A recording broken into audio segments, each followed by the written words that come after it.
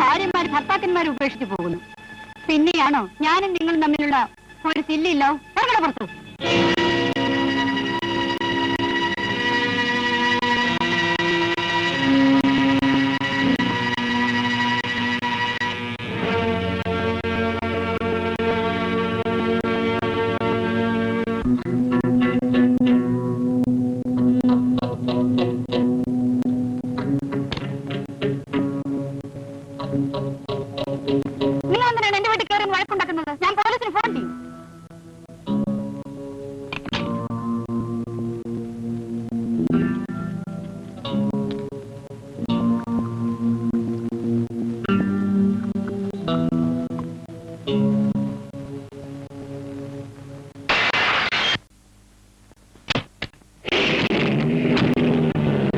എനിക്ക് തോന്നിയതുപോലെ തോന്നിയവർ കൂടെ പോകും.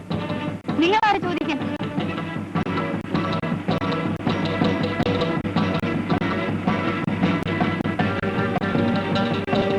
ഭാര്യമാർ ഭർത്താക്കന്മാരെ ഉപേക്ഷിച്ചു പോകുന്നു. പിന്നെയാണോ ഞാനും നിങ്ങളും തമ്മിലുള്ള ഒരു സില്ലില്ലോ എവിടെ പുറത്തു.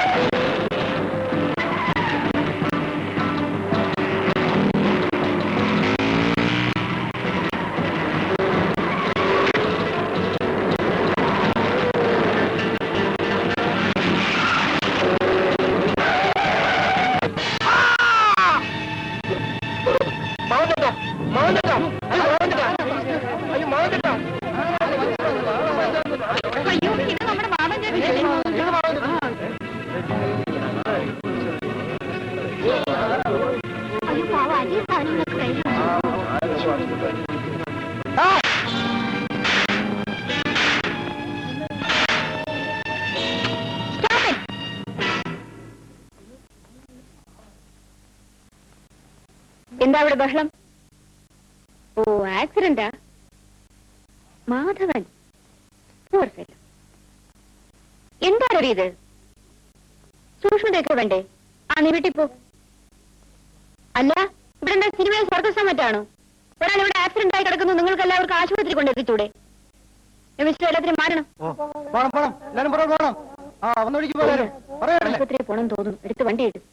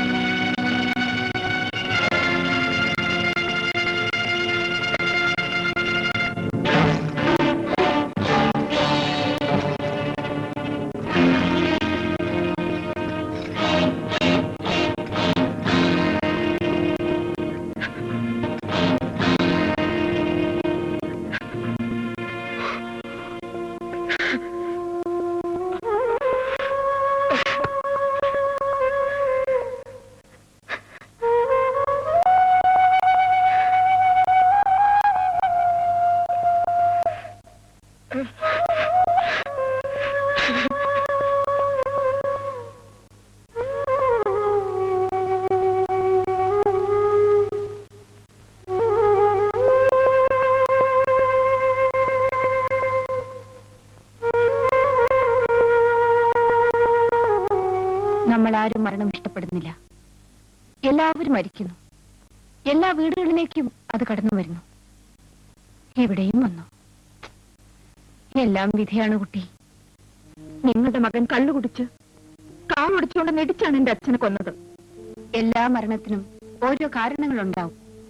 ഇതിങ്ങനെയായിപ്പോയി. നിങ്ങൾക്ക് 1000 ന്യായങ്ങളുണ്ടാകും. പക്ഷേ എനിക്ക് നഷ്ടപ്പെട്ടത് എന്റെ അച്ഛനാണ്. ഇയാൾ നിനക്കും നിന്റെ അമ്മയ്ക്കും ഒന്നും സമ്പാദിച്ചു വെക്കാതെയല്ലേ മരിച്ചത്? ഒരു ഇൻഷുറൻസ് പോളിസി പോലും. പണമില്ലാതെ ഒന്നും നടക്കില്ല കുട്ടി. ഞങ്ങൾക്ക് നിങ്ങളുടെ പണം ഒന്നും വേണ്ട സുഭദ്രാമ്മ തങ്കച്ചി. ഞങ്ങളുടെ ജീവിതത്തിന്റെ താങ്ങും തണലുമാണ് പോയത്. നിങ്ങൾ എക്സൈറ്റഡ് ആകരുത്. റെസ്റ്റ് എടുക്കൂ. മാധവനിനി എത്ര കാലം ജീവിക്കുമായിരുന്നു? കൂടിപ്പോയാൽ ഒരു 5-6 വർഷം. അത്രയും കാലം അയാൾ എന്റെ ഫാക്ടറിയിൽ ജോലി ചെയ്താൽ സമ്പാദിക്കുന്നതിന്റെ 10-20 ഇരട്ടി പണം ഞാൻ തരാം. പണം ഞാൻ കൊണ്ടുവന്നിട്ടുണ്ട്. നിങ്ങൾ കേസിനും വഴക്കിനൊന്നും പോകാതിരിക്കുന്നതാണ് നല്ലത്. ഓഹോ, എന്റെ അച്ഛന്റെ ജീവന്റെ വില നിശ്ചയിക്കാനാണോ സുഭദ്രാമ്മ തങ്കച്ചി ഇങ്ങോട്ട് കയറി വന്നത്? നിങ്ങൾക്ക് പോകാം. കുട്ടി, ഈ കേസും കോടതിയുമായിട്ട് കലയുന്നത് ഞങ്ങൾക്കൊരു വിനോദമാണ്. നിങ്ങൾക്കത് ബുദ്ധിമുട്ടാ. കൂടുതൽ പറയണമെന്നില്ല. എന്റെ അച്ഛനെ കൊണ്ടുവന്ന് ഞാൻ ശിക്ഷ വാങ്ങി കൊടുക്കുക തന്നെ ചെയ്യും. നിനക്കതിന് കഴിയില്ല. എന്റെ മകൻ പ്രതിക്കൂട്ടി പോലും ഉണ്ടാവില്ല.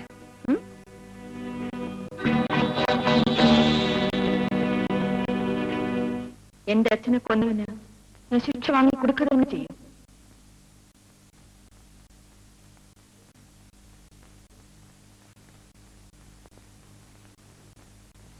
ഗോവിന്ദ, എന്തോ? ഗോവിന്ദൻ എത്ര കാലമായി ഇവിടെ ജോലി ചെയ്യുന്നു? 10-20 വർഷമായി ഞാൻ ഇവിടുത്തെ ഉപ്പും ചോറും തിന്നുന്നു. ആ, അതിന് നന്ദി വേണം. എനിക്കതുണ്ട്. എങ്കിൽ ഗോവിന്ദൻ അത് തെളിയിക്കേണ്ട സന്ദർഭം ഇതാണ്. ഞാൻ എന്താണാവോ ചെയ്യേണ്ടത്? ഗോവിന്ദനെ ഞങ്ങളിൽ ഒരാളായിട്ടാണ് ഞാൻ കണക്കാക്കിയിരിക്കുന്നത്. ഈ കുടുംബത്തിന്റെ സൽപ്പേരിന് ഒരു കളങ്കം ഏർപ്പെട്ടാൽ എനിക്കത് സഹിക്കാനൊക്കില്ല കൊച്ചമ്മേ.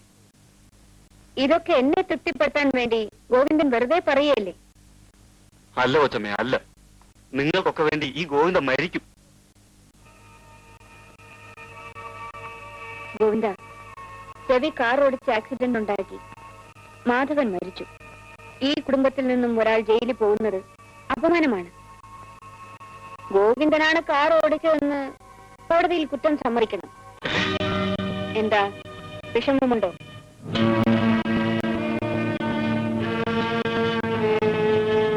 വിഷമമുണ്ടാവില്ലെന്ന് എനിക്കറിയാം. കൂടിപ്പോയാ 2 വർഷം ശിക്ഷിക്കും, അത്രേ ഉള്ളൂ. ആ, പരിഭ്രമിക്കാനും ഒന്നുമില്ല ഗോവിന്ദ. ഗോവിന്ദന്റെ കുടുംബം ഞാൻ നോക്കും. എല്ലാ മാസവും 1-ാം തീയതി 1000 രൂപ ഗോവിന്ദന്റെ വീട്ടുപടിക്കെത്തും.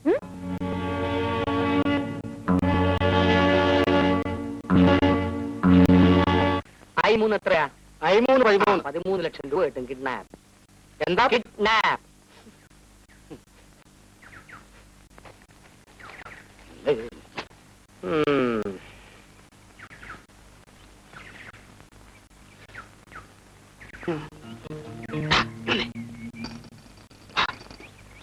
ഇതൊരു പയ്യൻ വരുന്നു. 5 ലക്ഷം ഉറച്ചു.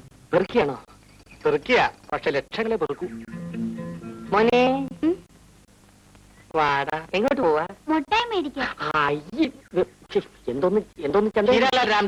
രാംചന്ദ്രന്റെ മോൻ മുട്ടായി തിന്നു. ഐസ്ക്രീം തിന്നണം. സാക്രീതല്ലേ? കൂടാതെ പഴം, ബന്ന്, റൊട്ടി, കപ്പലന്റെ മുട്ടായി ഇതെല്ലാം വാങ്ങിച്ചേരാം. ഇതെന്താ? ഇത് ഐസ്ക്രീം ഉണ്ടാക്കുന്ന മിഷൻ. അതായത് ചാക്രി മിഷൻ. അളവ് കറക്റ്റ് അളിയാ. കൊണ്ടുപോകാം.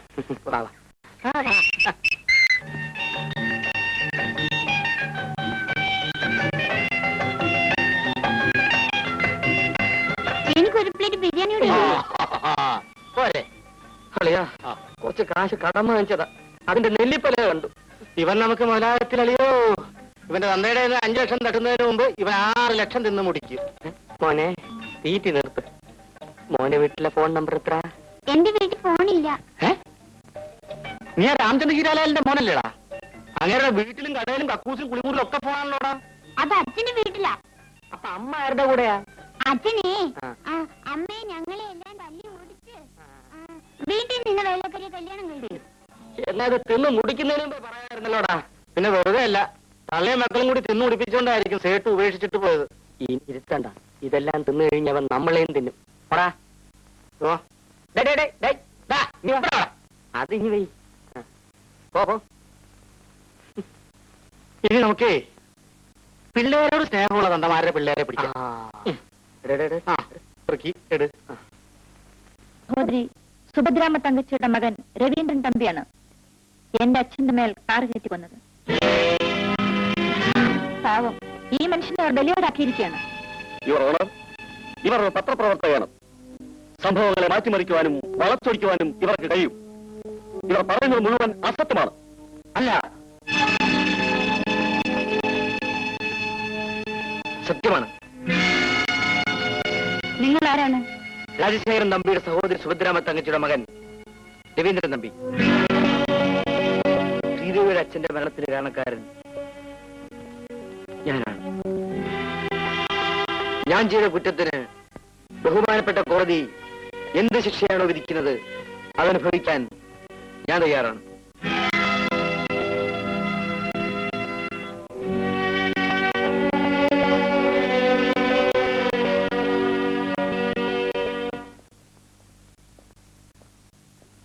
ലഞ്ചിന് ശേഷം നമുക്ക് മറ്റേ കേസിനെ കുറിച്ച് സംസാരിക്കാം. വരും.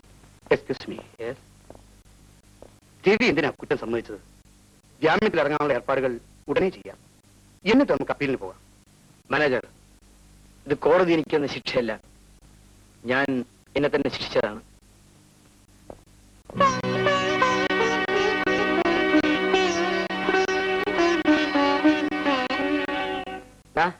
നീയാണ് എന്നെ കുഴപ്പത്തിൽ ചാടിച്ചത്. വെറുതെ വല്ല പിള്ളേരും പിടിച്ചോണ്ടിരുന്നാ മതിയായിരുന്നു. എന്റെ ഐഡിയക്ക് ഇപ്പോഴും ഒരു കുഴപ്പമില്ല. പെണ്ണുങ്ങളെ പിടിച്ച് ദുബായിലേക്ക് കയറ്റി അയച്ചാൽ കൈ നിറയെ കാശാ. ഞാൻ പെണ്ണിനെ പിടിച്ചോണ്ട് വന്നല്ലോടെ, എന്നിട്ട് എവിടെ കൈ നിറയെ കാശ്? ഇതെന്നെ കൊണ്ടൊന്ന് പറയിപ്പിക്കരുത്. നീ പിടിച്ചോണ്ട് വന്ന ഒരു പ്രാന്തിയെ അവിടെ ഒറ്റ വെച്ച് ബഹളം കൂട്ടി പോലീസ് വന്ന് നമ്മളെ പിടിച്ച് നമ്മൾ ഇതിനകത്തുമായി. വളരെ സൗകര്യം. ഏതായാലും പുറത്തു കിടന്ന് ഒരു ചായയ്ക്കും ബീഡിക്കും തെണ്ടുന്നതിനേക്കാൾ നല്ലതായിരുന്നു. ഇവിടെ ആവുമ്പോ 3 നേരം മിഷ്ടാന്ന ഭോജനമെങ്കിലും കിട്ടുമല്ലോ. അതൊരു സൗകര്യമാണ്. ഇനി യുവന്മാരെ ഇവിടുന്ന് പറഞ്ഞു വിടാതിരിക്കാൻ നമ്മൾ നോക്കിയാൽ മതി. നിന്നെ എന്തിനാ സർക്കാർ ഇങ്ങനെ വെറുതെ ചോറ് തന്ന് ഇവിടെ തീറ്റി പോറ്റുന്നത്? അതേ, ഞാനിങ്ങനെ പുറത്ത് കടന്ന് ചുറ്റി പിടിച്ചുപറിയും മോഷണവും ഒക്കെ നടത്തി ചീത്തയാവണ്ടെന്ന് കരുതിയിട്ടാ. ആഹാ, ശരി പോ. കൊച്ചു പയ്യൻ, മുടി വളരുന്നതേ ഉള്ളൂ, നല്ലവനാ.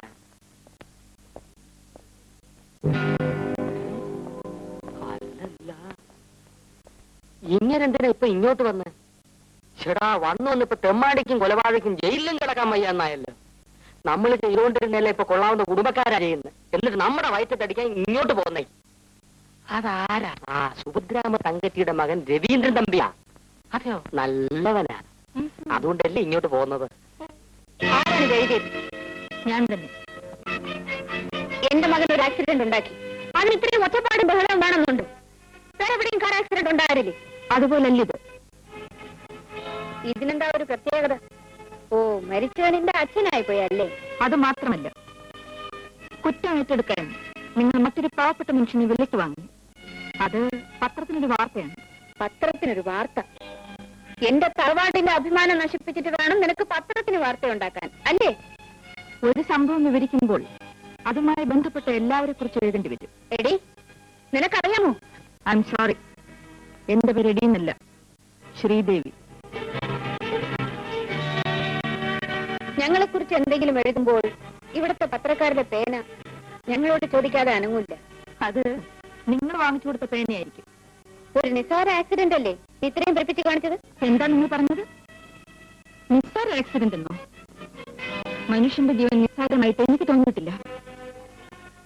നിങ്ങളുടെ നിസ്സാര ആക്സിഡന്റ് കൊണ്ട് എനിക്ക് നഷ്ടപ്പെട്ടത് എന്റെ അച്ഛനെയാണ്. ഈ പത്ര റിപ്പോർട്ടുകൾ ഒരു ക്ഷമാപണത്തോടെ മര്യാദയ്ക്ക് നീ തന്നെ തിരുത്തുന്നതാണ് നല്ലത്. ക്ഷമിക്കണം, പത്രപ്രവർത്തനം സത്യസന്ധമായിരിക്കണമെന്ന് എനിക്ക് നിർബന്ധമുണ്ട്. എന്റെ പേന ഒരിക്കലും കള്ളം പറയില്ല.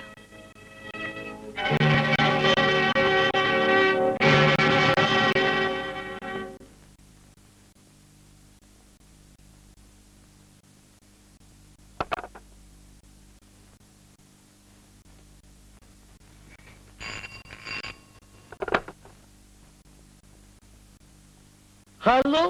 മിസ്റ്റർ രാജേന്ദ്രൻ, ആ ഇത് സുഭദ്രാമ തങ്കച്ചിയാണ് സംസാരിക്കുന്നത്. ഹലോ. നമസ്കാരം. സാരമില്ല, ഇരുന്നോട് സംസാരിക്കൂ. ഓ, എന്താ വിശേഷം? ഞാൻ അങ്ങോട്ട് വരണമെങ്കിൽ അങ്ങോട്ട് വന്നേക്കാം. വേണ്ട വേണ്ട, അവിടെ ശ്രീദേവി എന്നൊരു പെണ്ണില്ലേ? ആ നിങ്ങളുടെ പത്രത്തിന്റെ ഒരു റിപ്പോർട്ടർ. അതെ, ശ്രീദേവി നല്ല കുട്ടിയാ, വിട്ടുപിടിക്ക്. എന്ന് നിങ്ങൾ മാത്രം പറഞ്ഞാൽ പോരാല്ലോ, ഞാനും കൂടെ തീരുമാനിക്കണ്ടേ? അതല്ലേ നിങ്ങൾ തന്നെ തീരുമാനിക്കണ്ട. ഇന്നത്തെ പത്രത്തിൽ ഞങ്ങളെ കുറിച്ചൊരു വാർത്തയുണ്ടല്ലോ. അയ്യോ, അത് ഞാനിവിടെ ഇല്ലായിരുന്നപ്പോ ശ്രീദേവി അറിയാതെ ചേർത്ത് പോയതാ. ക്ഷമിക്കണം. അങ്ങനെ ഞങ്ങളെ കുറിച്ച് എഴുതുന്നവരെ നിങ്ങളുടെ പത്രത്തിൽ ജോലിക്ക് വെക്കാമോ? പാടില്ല, ക്ഷമിക്കണം. ഞാൻ ഇന്ന് തന്നെ ശ്രീദേവിയെ ജോലിയിൽ നിന്ന് പിരിച്ചു വിട്ടോളാം. ഓ,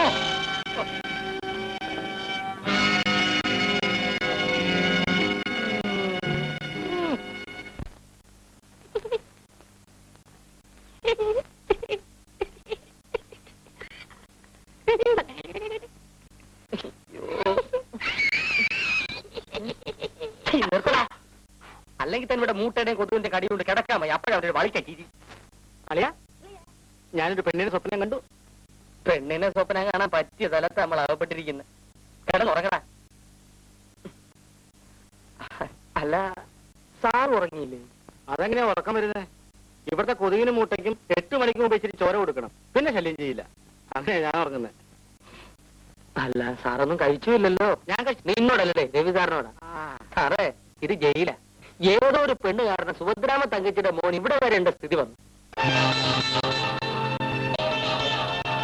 അങ്ങോട്ട് സാറ് കിടന്ന് ഉറങ്ങ്. ആ.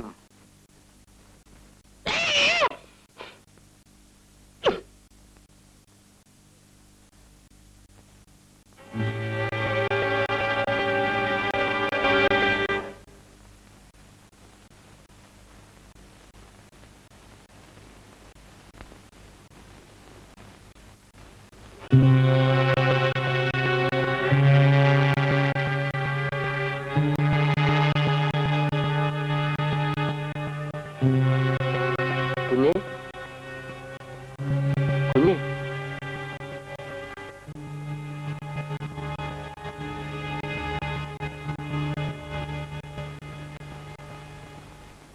കുഞ്ഞ് രാജശേഖരൻ തമ്പി അങ്ങുന്നിന്റെ? അതെ, ഞാൻ അവിടുത്തെയാ, സുഭദ്രാമ തങ്കച്ചിയുടെ മകൻ. ഇംഗ്ലണ്ടിൽ പഠിക്കാൻ പോയിരുന്ന കുഞ്ഞാണോ? അല്ല, അത് സുകുമാരൻ തമ്പി. നിങ്ങൾ പറയുന്ന രാജശേഖരൻ തമ്പി അങ്ങുന്നിന്റെ മകന്റെ മകൻ. ഞാൻ രാജശേഖരൻ തമ്പിയുടെ സഹോദരി സുഭദ്രാമ തങ്കച്ചിയുടെ മകൻ.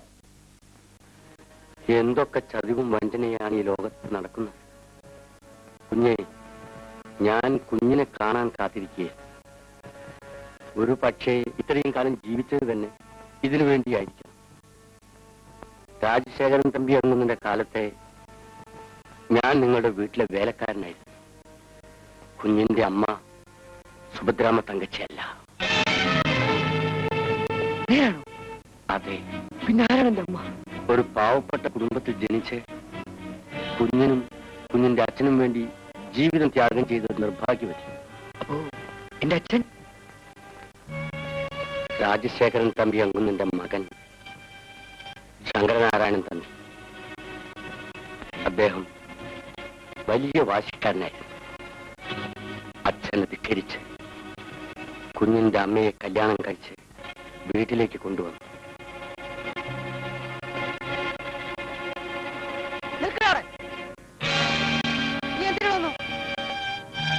അച്ഛനെ കാണാം. അച്ഛനോ? ആരാണ് എന്റെ അച്ഛൻ? എനിക്കിങ്ങനെ മകനില്ല. എപ്പോൾ നീ ഇവിടെ കെട്ടിൽ തലി കെട്ടിയോ അപ്പോഴേ എന്റെ മകൻ മരിച്ചു. അച്ഛനത് പറയാം, പക്ഷേ എനിക്കെന്റെ അച്ഛനെ അച്ഛനല്ലെന്ന് പറയാൻ പറ്റില്ലല്ലോ. അച്ഛൻ ഞങ്ങളെ അനുഗ്രഹിക്കണം. എന്തിന്? ഇവിടെ വിവാഹം കഴിച്ചനോ? തമ്പി, നീ ഇവളുടെ കഴുത്തിൽ താലി കെട്ടിയത് കൊണ്ടാണ് ഇവളി പഠിക്കാത്ത കാല് കുത്തിയത്. അല്ലെങ്കിൽ പിച്ചപാത്രവുമായി പുറത്തു നിൽക്കേണ്ടവളാണ്. അമ്മായി, ഇവളെന്റെ ഭാര്യയാണ്. ഞങ്ങൾ അംഗീകരിക്കുന്നില്ലടാ. ഇവരെ കൂട്ടി ഈ വീട്ടിൽ വരാൻ നിനക്ക് അവകാശമില്ല. എന്ന് നീ ഇവിടെ ഉപേക്ഷിച്ചിലൂടെ വരുന്നോ അന്ന് മാത്രമേ എനിക്ക് ഒരു അംഗീകാരമുള്ളൂ. അങ്ങനെ ഒരു അംഗീകാരം എനിക്ക് വേണ്ട. എന്നെ സ്നേഹിക്കുകയും വിശ്വസിക്കുകയും ചെയ്ത പെണ്ണാണ് ഇവൾ. ഒരിക്കലും ഞാൻ ഇവളെ ഉപേക്ഷിക്കില്ല. എങ്കിൽ ഇറങ്ങി പോകാൻ പുറത്ത്. ഏട്ടൻ പറഞ്ഞത് തമ്പി കേട്ടില്ലേ? പോകാൻ പറഞ്ഞാൽ പോകുന്നതല്ലേ നല്ലത്.